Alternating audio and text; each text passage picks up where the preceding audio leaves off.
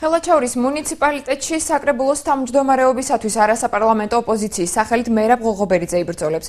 იგი ასევე ხელვაჩაურში საარჩევნო ბლოკის სიის პირველი ნომერი იქნება. გამგებლობის კანდიდატად ახალ სოფლის მკვიდრი ბიზნესმენი მირზა აბაშიძე დასახელდა.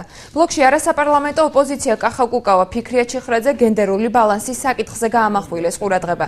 საარჩევნო სიის 20 წევრიდან 8 ქალბატონია.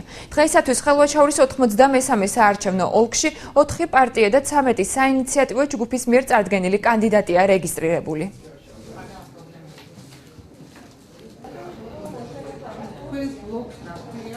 დღეს წარმოგადგენს სიის 20 წევრიანი შემადგენლობა, ასევე გვყავს 12 მაჟორიტარ დეპუტატების კანდიდატი ხელვაჩაურის რაიონში, აქედან 20-დან 8 არის ქალბატონი, გენდერული თანასწორობა დაცული არის ჩვენთან.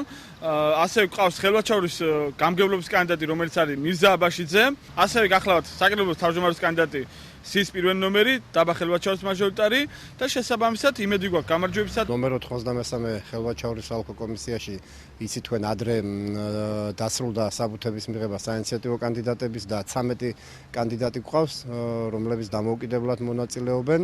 რაც შეეხება პარტიებს, გუშინ შემოგვიტანეს მწვანეთა პარტიამ, ლეიბორისტულმა პარტიამ, აგრეთვე ეროვნულმა დარბაზმა აღვთ ცალკე მაჟორიტარობის კანდიდატები და დღეს შემოვიდა კახაკუკავას ფიქრია ჩიხრაძის პარტიული სიები და მაჟორიტარი კანდიდატები. ესე რომ ჯერჯერობით ეს მდგომარეობა გვაქვს.